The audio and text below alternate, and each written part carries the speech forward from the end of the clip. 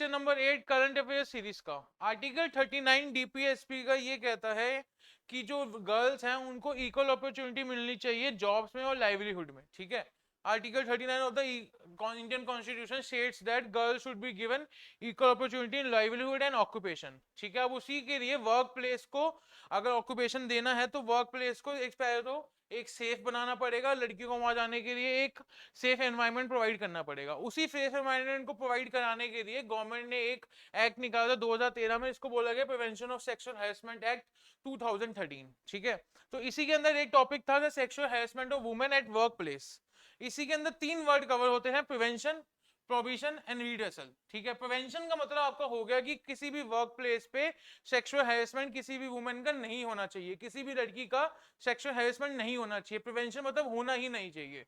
आपका प्रोविजन हो गया कि अगर कहीं पे सेक्सुअल हैरेसमेंट किसी का चल रहा है उसको तुरंत के तुरंत वहां बंद करना चाहिए और उस लड़की को, उस वुमेन को हमें जस्टिस कराना चाहिए। रिड्रेसल का मतलब हो गया कि अगर सेक्सुअल हैरेसमेंट हो चुका है पहले किसी का तो उसको जस्टिस डिलीवर कराने की जो जस्टिस डिलीवर कराने की जो जरूरत है वो जल्द से जल्द पूरी करनी चाहिए। ये कंपनी की एक रिस्पॉन्सिबिलिटी है उसको जस्टिस डिलीवर कराने की, ठीक है। नेक्स्ट आता है कि जो सेक्सुअल हैरेसमेंट की डेफिनेशन क्या है, जो इस एक्ट के अंदर सेक्सुअल हैरेसमेंट मेंशन है उसकी डेफिनेशन क्या है। उसकी डेफिनेशन होगी पहले आपका अनवेलकम सेक्स बिहेवियर या डिमांड ऑफ सेक्सुअल फेवर।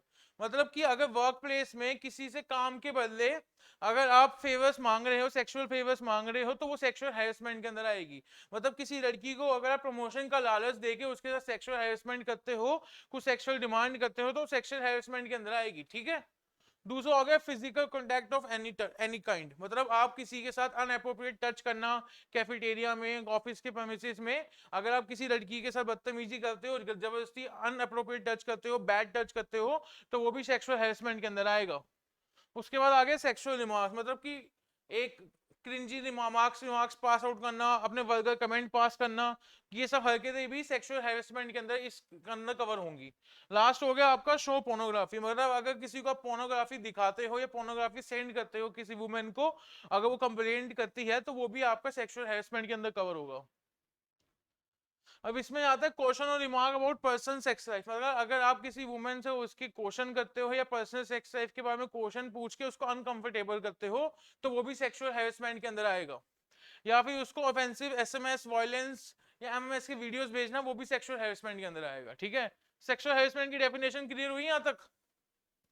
अब आते हैं legal provision of the complaints. मतलब कंप्लेंट्स के लीगल प्रोविजन क्या है। सबसे पहले तो जो भी कंपनी है जिसके अंदर 10 या 10 से ज्यादा एम्प्लॉय हैं, उस कंपनी को अपने अंदर एक इंटरनल कंप्लेंट कमेटी सेटअप करनी है, ठीक है, जिसको हम आईसीसी बोलेंगे। अगर किसी भी कंपनी में 10 से ज्यादा एम्प्लॉय हैं तो उसको अपनी कंपनी के अंदर एक इंटरनल कंप्लेंट कमेटी सेटअप करनी है, ठीक है। दूसरा आता है women of any as can file the complaint. मतलब ये नहीं देखा जाएगा कि किसी वुमेन का अगर सेक्सुअल हैरेसमेंट हुआ है तो उसकी एज क्या है। किसी भी वुमेन, किसी भी एज की वुमेन अपनी सेक्सुअल हैरेसमेंट की कंप्लेंट फाइल कर सकती है, ठीक है।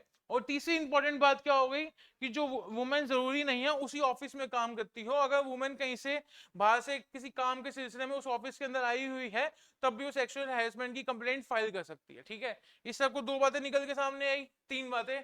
एक तो पहले आप इंटरनल कंप्लेंट कमेटी हर ऑफिस में होनी चाहिए जिससे 10 से 10 से ज्यादा एम्प्लॉय हैं। दूसरा कि वुमेन की कोई एज मैटर नहीं करेगी वो कंप्लेंट फाइल करते वक्त। और तीसरा कि जो ही नहीं है वुमेन को उसी ऑफिस का होना चाहिए। किसी भी ऑफिस की वुमेन अगर उस ऑफिस की प्रेमिसेस में काम करने आई है किसी और ड्यूरिंग वर्क विजिट है, तो अगर उसके साथ भी सेक्सुअल हैरेसमेंट होता है तो भी वो कंप्लेंट फाइल कर सकती है, ठीक है। अब राइट टू द कंप्लेंट जो होता है, मतलब कि ऐसा नहीं है खाली एम्प्लॉयज को है, जो बाहर से विजिट कर रहे हैं उनको भी कंप्लेंट का राइट मिलेगा ही मिलेगा, ठीक है। अब जो मेंबर्स ऑफ द आईसीसी हो गए, मतलब members of the internal complaint committee हो गए, वो उस वुमेन को कंप्लेंट फाइल करने में हेल्प करेंगे, ठीक है। अगर मान लो किसी वुमेन के साथ ज्यादा ही बदसलूकी होगी, ज्यादा ही हैरेसमेंट हुआ, वो फिजिकली या मेंटली उसको प्रॉब्लम आई है, तो जो आईसीसी के मेंबर्स हैं उसको हेल्प करेंगे कंप्लेंट फाइल करने के लिए, ठीक है। फिजिकल और मेंटल इनकेपेसिटी अगर किसी वुमेन को होती है तो आईसीसी के मेंबर उसको हेल्प करेंगे कंप्लेंट फाइल करने के लिए, ठीक है। और जो legal higher of the victim हो गया, मतलब जो वुमेन का लॉयर हो गया, वो भी उसके बिहाफ पे कंप्लेंट फाइल कर सकता है, ठीक है। नेक्स्ट आता है डिस्क्रिशन ऑफ द आईसीसी, मतलब आईसीसी के बाद डिस्क्रिशन क्या है, ठीक है। सबसे पहली बात जो हमने अभी तक डिस्कस नहीं की, जो वुमेन के पास है कंप्लेंट फाइल करने के लिए उसको 90 डेज मिलेंगे, मतलब आज के जैसे उसका आज हैरेसमेंट होता है तो नेक्स्ट 90 डेज के अंदर वुमेन को कंप्लेंट फाइल करनी होगी, ठीक है। अब डिस्क्रिशन ऑफ द आईसीसी क्या हो गया कि अगर आईसीसी चाहे, इंटरनल कंप्लेंट कमेटी चाहे, तो वो टाइम इंक्रीज कर सकती है अगर उसको लगता है कि रीजन जेन्युइन था विक्टिम का, या विक्टिम किसी कारण से डिले हो गया, अगर उसको लगता है कि वो जेन्युइन रीजन था, तो आईसीसी चाहे तो उनका कंप्लेंट टाइम इंक्रीज कर सकती है, उनकी कंप्लेंट 90 दिन के बाद रजिस्टर कर सकती है, बट वो साफ साफ आईसीसी के ऊपर डिपेंड करता है, ठीक है।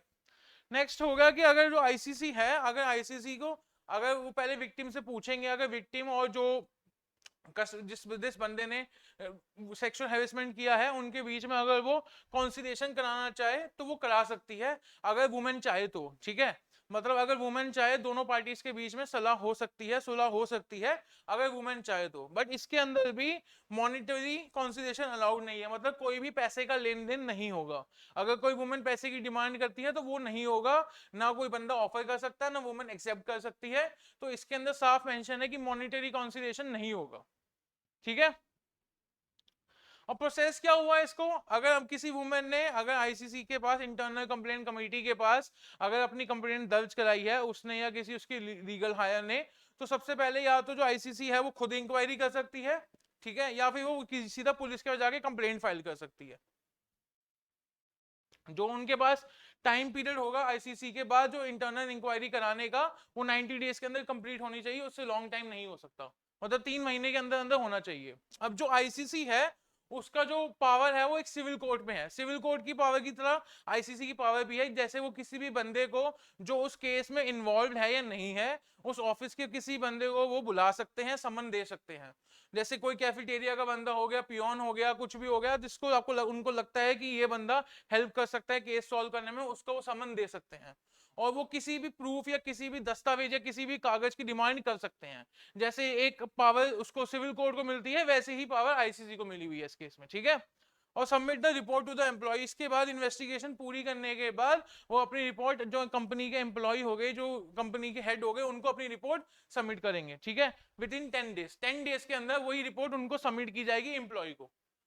अब उसके बाद जो दोनों पार्टीज हैं उन पार्टीज को बस राइट होता है कि जो रिपोर्ट सबमिट हुई है आईसीसी दोनों पार्टीज को एक एक रिपोर्ट की कॉपी देगी, ठीक है।